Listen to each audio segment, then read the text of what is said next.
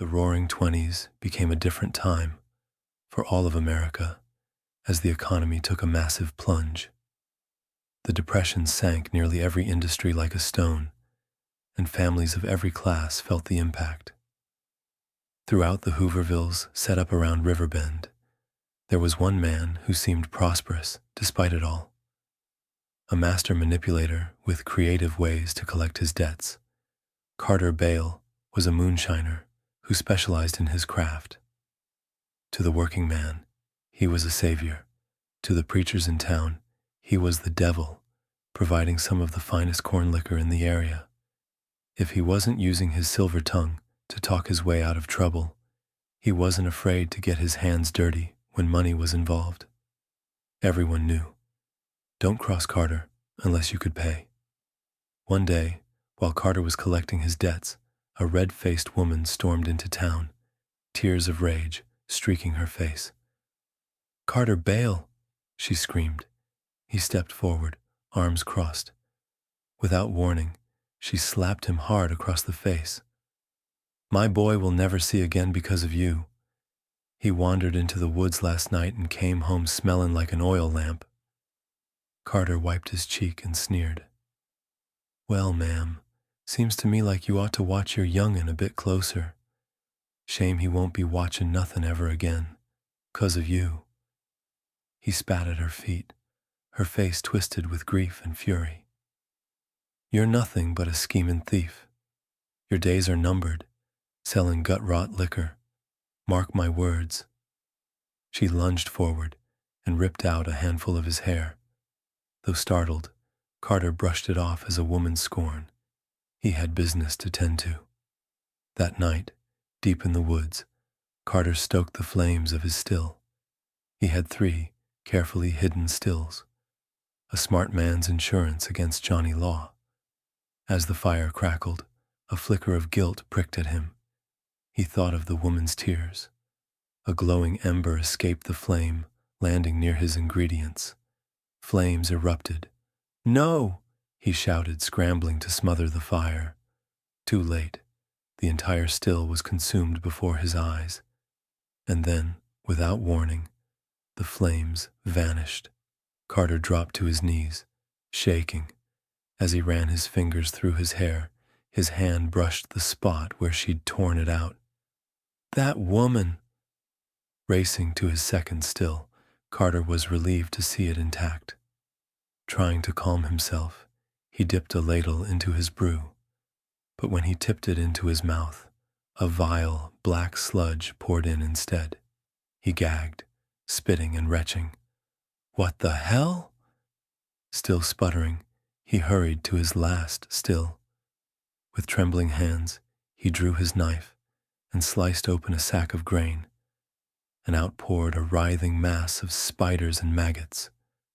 They crawled up his arm, skittering beneath his sleeves. He staggered back, swatting wildly, and collided with a small figure. "Hi, Carter," a voice whispered from beneath a dark cloak. "You!" he shrieked, waving his knife. "Stay away! I'll gut you!" The woman smiled coldly. With a flick of her wrist, the blade flew from his hand, clattering into the dark. "You said my boy would never see again, didn't you? Well, Carter, a mother protects her child." "Dear God, lady, what are you going to do to me?" he begged, tears streaking his face. The wind howled, leaves swirled, forming a vortex around them. Her eyes blazed red. "I'm going to give back what you took from him," she shrieked. A deafening roar filled the forest, and then silence. The next morning, Carter Bale was gone. They searched his shack, his stills, his debtors. Nothing.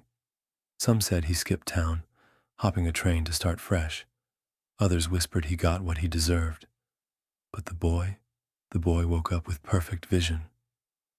When asked how it happened, his mother simply smiled and said, "It was nothing short of a miracle." When I was 12, I came to the conclusion that everyone in the world, including my own family, was against me. I was never a problem child, but my parents sure treated me like one. I had to be home by 5 p.m. every day. No friends over. No going to anyone else's house. Homework had to be done the moment I got home, no matter how long it took. No video games, only books, and I had to write reports on them to prove I'd read them. But what really hurt wasn't the rules. It was the lack of compassion.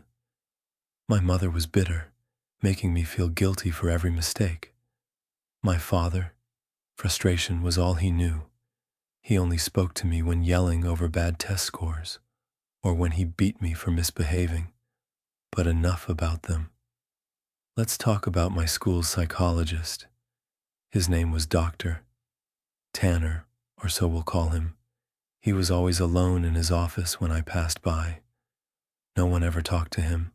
I guessed kids were too scared to speak with a stranger about their problems. It took me 3 weeks to work up the courage to knock on his door. March 2nd, 1993. The day I told him everything. I was a mess, rambling about my parents' cruelty, choking back tears. But Dr. Tanner didn't interrupt. He just listened, arms folded, nodding gently. When I finished, I braced for the usual. "They love you. You're exaggerating." But he leaned closer, smiling. "I'm the best school psychologist in the world," he said.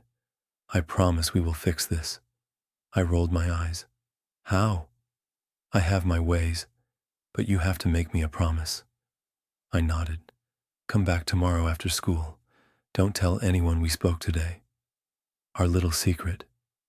I promised. The next day, I returned. He closed the blinds before we talked. We discussed hobbies, school, teachers I disliked. An hour in, he offered me a soda. My parents never let me have soda. I drank it eagerly. I don't remember much after that. When I woke up, handcuffed to a bed, duct tape on my mouth. The room was filled with toys, a Super Nintendo, posters of superheroes, a TV. But I was bound. Then the door opened. Dr. Tanner entered, calm. "Listen, I'm here to help you. I would never hurt you, okay?" He removed the tape, the cuffs. I wanted to cry, but something about his voice made me feel safe. "You'll be staying here for a while. You can play with anything while I'm here, but when I leave, I'll need to cuff you again. Understand?" I nodded, scared but silent. "And when I'm gone, you'll watch the news. Just the news." I didn't resist. I played Mario until nightfall. Days passed, then weeks. Dr. Tanner treated me well, feeding me, playing board games, talking like a friend. But then, one morning, he woke me early. "Watch the news today. No exceptions." That afternoon, the breaking news segment flashed across the screen. Human remnants found. The reporters described a child's body, decapitated, burned. Then they showed my school ID card, melted but recognizable. My parents were on screen too, crying, pleading. My father begging for my forgiveness. I turned off the TV, sick with confusion. Later that night, Dr. Tanner returned. He smiled, setting a fizzing bottle in my hand. "I made you a promise, didn't I?" I nodded, tears in my eyes. "Drink this. It'll help you sleep. And promise me, you'll never tell anyone you met me." I promised. The next thing I remember, I woke up in a park. Stars overhead. My house just down the road. My father sat on the porch steps, head down, until he saw me. He ran, tears streaming, calling my name. My mother followed, sobbing. Dr. Tanner was right. My parents had changed. Love replaced frustration. They treated me with care. Sometimes I see Dr. Tanner on campus. We don't speak, but he winks, and I keep my promise. But I can't stop wondering, World Health Organization, did Dr. Tanner decapitate and throw off that overpass? My grandfather is 95 years old and doesn't have long left in this world. There's nothing but a mess of tubes and wires to tether him here with us. It's difficult for him to speak, but each rasping whisper carries a severe weight that cannot be interrupted. My family doesn't talk about things like death, though, so whenever I visit with my dad, we tend to spend most of the time sitting in near silence. What a news week, huh? My dad might say. Grandfather will grunt. Crazy world. Then silence again. Small talk seems almost disrespectful to the gravity of the situation, but no one wants to be the first to broach the irrevocable goodbye.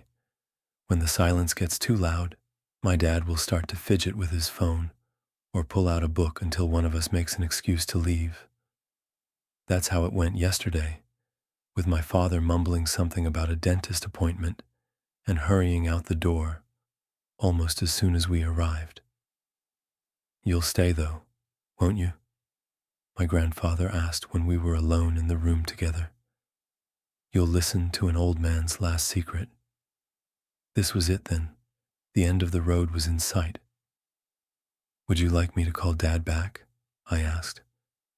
Grandfather shook his head as far as the oxygen tubes would allow it to turn. I'd rather he didn't know. I already knew some of the story he told me. It began when my grandfather was 20 years old, living in Nazi Germany.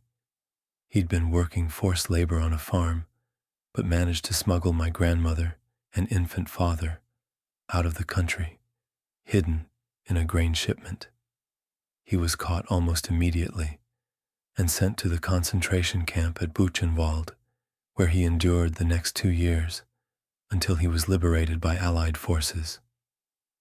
"You don't have to tell me what happened there if you don't want to," I told him. I wasn't sure I wanted to hear the gruesome details, but he was unusually animated, persistent, promising it was something that needed to be said.